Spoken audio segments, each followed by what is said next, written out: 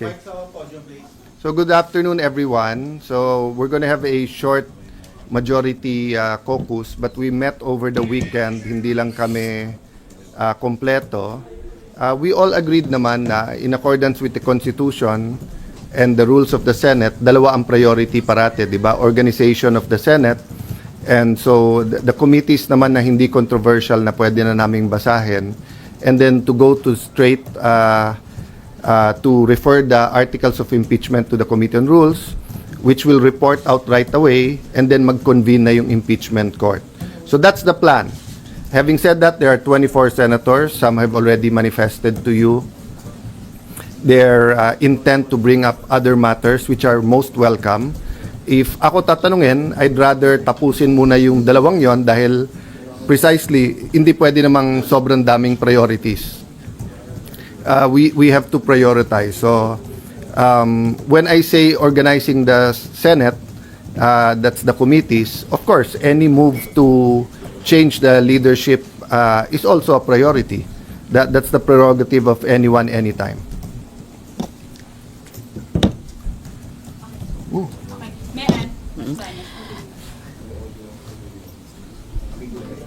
Sir, kasi nung Friday kayo rin po yung nagsabi na may kumakausap from minority sa mga members ng majority. How stable is your majority block? May mga nagpaalam na po ba sa inyong lilipat sa kabila? As of last night and as of yung sa group namin a few minutes ago, it's more all rumors. Pero hindi nagbago yung sinabi ko sa inyo. There were meetings that took place, calls from both sides. May enticement, may pananakot, may to be fair, it's not all willing and dealing. May appeal to the country, appeal to ganito, ganyan, etc. So, but as I said dun sa ating bishops at pastors who prayed for the nation today dito sa Senate, yung attack on the Senate started naman in 2023, di ba? Nung gusto nilang i-abolish ang Senate. And I really believe that the events in the last few months was also intentional na ma-weaken ang Senate because bubuhayin yung constitutional change, except this time around, regional Senate ang gusto nila. But to do that, siguro, part of the enticement is that may term extension, and then yun nga, regional Senate. In theory, maganda yon kasi each region will have their senators, but the reality is if you have 36, 48, 60 senators, yung possibility na maging rubber stamp nandun talaga, 'di ba? So at this time of crisis, I don't take it against anyone of thinking about political reforms, whether maganda yung motibo o hindi, pero naghihirap ang tao eh. So whether you talk about electricity, agriculture, prices of gamot, prices of rice, dun muna sana. Having said that, kanya-kanyang pananaw yan eh. Iba pananaw din nila sa Senate leadership, di ba? Yung anyone but Cayetano, nung nag-attempt kami nung February, yung kandidato namin yun din ang sinabi sa amin eh. Anyone but siya. So ang point ko, I think it's more of anyone that they cannot control. Sir, isa na lang sa akin. As of 2:03 ngayong hapon, you have 13, sir. Can you say that? To the best of my knowledge, wala namang dun sa aming kamusta, check, usap tayo mamaya, punta dito, 'di ba? So now, if pag-usap namin biglang may kakausap sa amin, that's beyond my control, no? So meaning as of Saturday and Sunday, so nag-meet pa kami Saturday, usap, made calls, hindi ko naman nakausap lahat yesterday, talk to some. Okay pa lahat, sabi yung walang bibigay pero grabe ang pressure. At saka talagang pinag-aaway. Sinasabi daw may 13 na, may 14. So as of this morning, 7 o'clock, 7:35, 8 o'clock may tumatawag na. So okay na, wala namang hindi sumasagot sa chat groups at sa communication namin, di ba? Having said that, if may palitan naman, it would be smart naman to tell us in the last minute. And so it would be smart to tell in the last minute, and I won't take it against them. Diba? So, simple lang yan. Kung nilagay ako dito ng Panginoon for an 8-day mission, tatanggapin ko yon. Pero kung ang mission ko is simulan yung impeachment, tatanggapin ko rin yon. Diba? Yung isang senyales sa akin doon kung gaano kadali na nakuha ko yung Senate presidency, gaano kadali in the sense that saan ka nakakita, 12, hindi mo nililigawan, hindi mo pinapangakuan ng committees or kung ano man, lahat ng kapangyarihan around this earth ginamit against, pero they're sticking together, ituloy natin. So it's a privilege serving you, serving our people, serving the Senate. But pag sinabi nilang iiba direction, I will respect that. So, tanggap niyo, sir, sorry to ask, if you will be the shortest serving SP, sir? It's not how long your life is, it's how meaningful it is. 'Di ba? Some people live 100 years and say, where has the time gone? 'Di ba? The Lord Jesus lived a little bit over 30 years, pero in 3 years nagawa niya lahat ng gusto niyang gawin. Of course, I'm human. I think I can do much more if it's 8 months rather than 8 days, but that's not in my control. Timor Santos, Newswatch. Hi sir. Sir, your reaction lang po, merong mga calls for your resignation after what happened. Binabatikos po yung pag-alis ni Senator Bato, the shooting incident, and si Director Matibag also said you should be held accountable. Your reaction to all these? Okay. Hindi pa naman ako SP, pinagre-resign na ako eh. Buong buhay ko naman ganun eh, 'di ba? So certain people are called for the job. So even before I took office as Senate President, tinanong ko sa 12, bakit ako? And may reason kung bakit ako. Maybe because I was there during the time of crisis. You remember, nung pandemic, nag-break ang Senate, 'di ba? Ang House, mas marami kami. Gusto nila mag-break kami. Sabi ko, hindi pwede. Kailangan makita nila may gobyerno. Konti na lang siguro tayo dito. I don't blame naman yung mga nag-suggest sa akin Wednesday night na wala daw pasok the next day, Thursday, at i-cancel lahat. Sabi ko, hindi pwede. Kailangan makita nila may gobyerno dito. So, ang message ko sa NBI, hindi nyo natibag ang Senado. Under Alan Cayetano, hindi nyo natibag ang Senado. So, kung sino man, if I continue or may papalit sa akin, okay? Ulitin ko ha. During my watch, hindi nyo natibag ang Senado. Now, kung if I remain or kung papalitan ako, sana hindi matibag ang Senado. The Senate is a target, di ba? Because we are the last line of defense sa pagdating ng hindi impartial na impeachment. We're the last line of defense sa budget. We're the last line of defense sa charter change. We're the last line of defense sa kung merong gustong yumurak o sumira sa ating democracy. I'm not saying we, the Senate. But leadership matters. Di ba? So, dun sa nagsasabing take responsibility, kayo pumasok dito, kayo na maril eh. Tapos kami pagre-resignin nyo. Dapat kayo mag-resign. Di ba? Pati yung mga ibang nagsasabing take responsibility for the shooting. I take responsibility for my reaction. 'Di ba? So kung mamato ako dito, batuhin niyo ako pabalik, kayo magre-resign. Ako na mato eh. The one who takes you take responsibility for your action. So I will take responsibility for my reaction. How I handled everything. But I cannot take responsibility for them shooting at us. Confirmed na may gunpowder yung hinuli sa loob ng Senado, hinuli yon ha. Until this time may nagsasabi sa Pangulo na ang NBI daw na sa GSIS wala daw dito sa loob at hindi daw nagpaputok. So makikita mo there's a lying all over going around. If they can lie with that simple thing, 'di ba? So sabi ko nga sa grupo namin, guys, hindi pwedeng maging general rule yung ginawa ng NBI. Tinetesting nila yung Senado. Unfortunately, dati, maraming nag-invoke dun sa spirit ni Salonga, Recto, Tanyada, yung Osmeña, Rojas, yung ating mga greats, di ba? In the past, pagka inattack ang Senate, nagka-come together lahat ng senador. Ngayon, algorithm at political bias na. That's what's sad about it, no.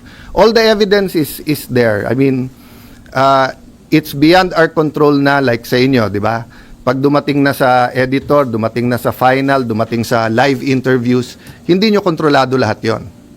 Pero yung personal experience nyo at personal testimony nyo, meaning, pag tinanong kayo ng kapatid nyo, anak nyo, pag uwi nyo, ano ba talaga nangyari? eyewitness din kayo eh. 'Di ba? So, yun din ang ano ko sa inyo.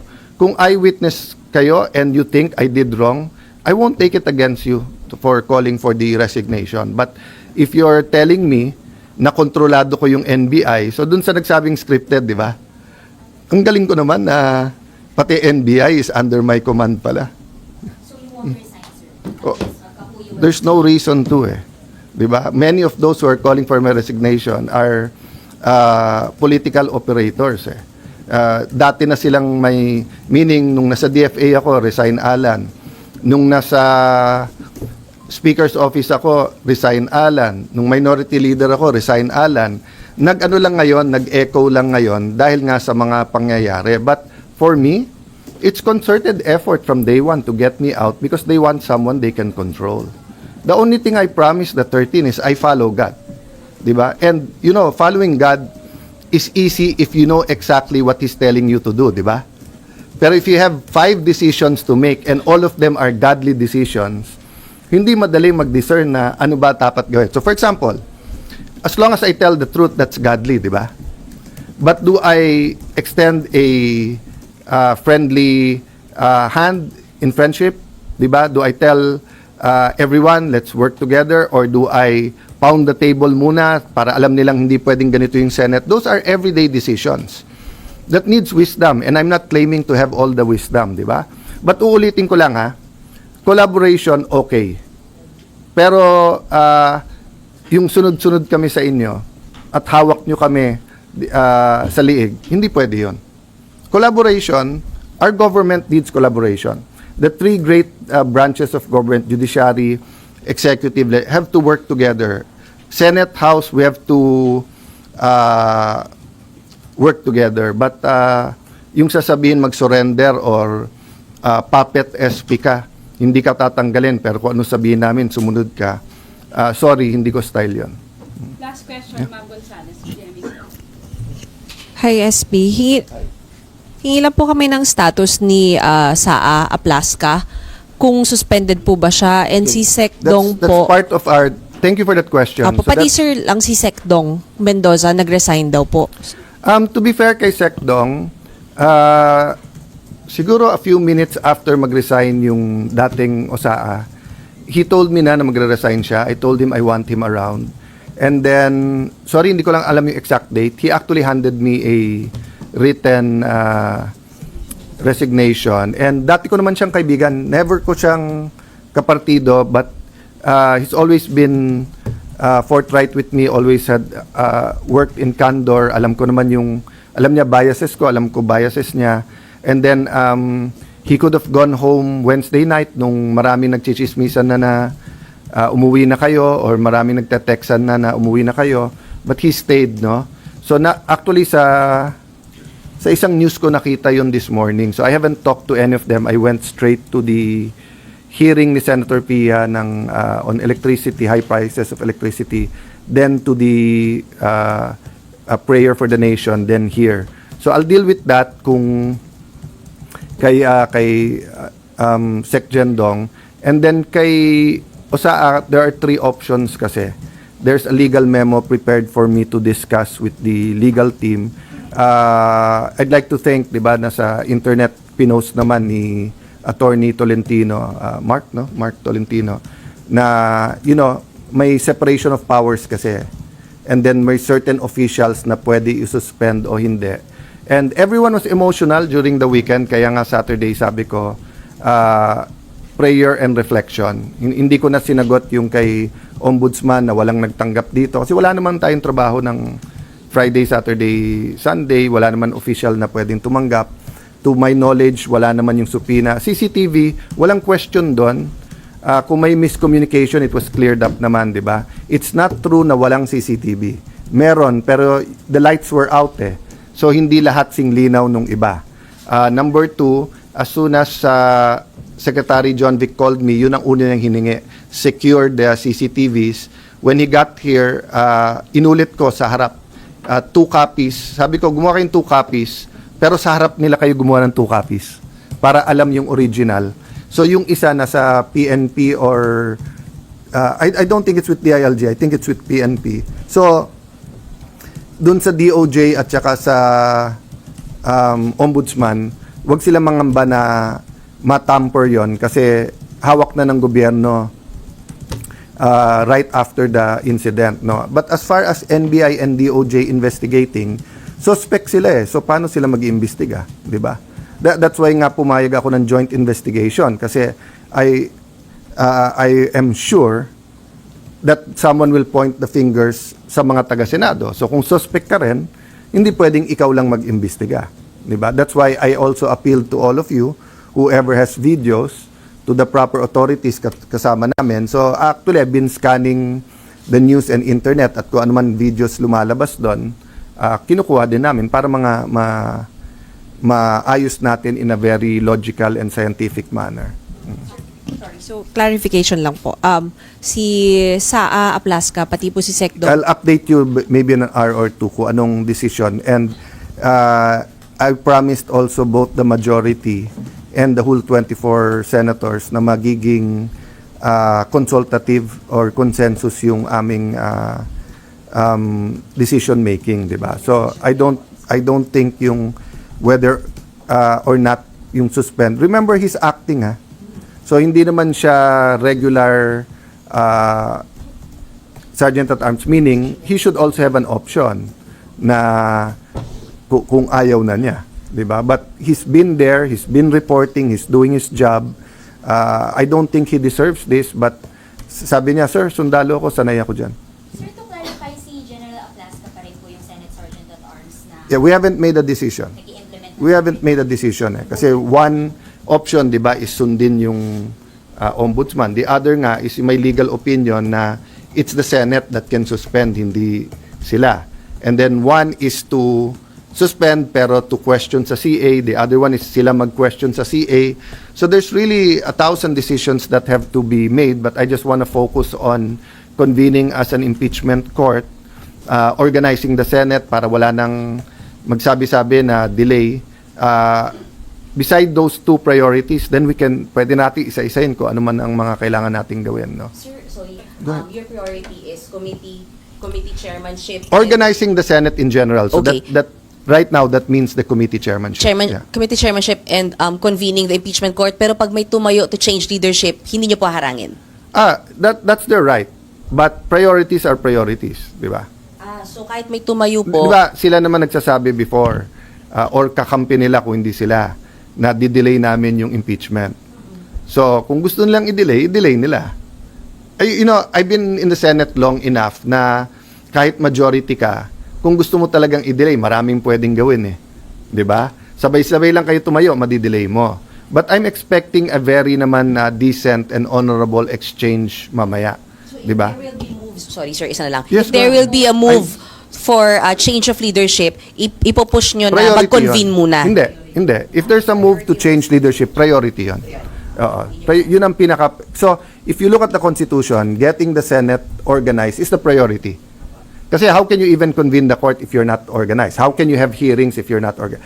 After organization, ano yung mga constitutional mandates? Siyempre, mandate to make laws, pero everyday yon.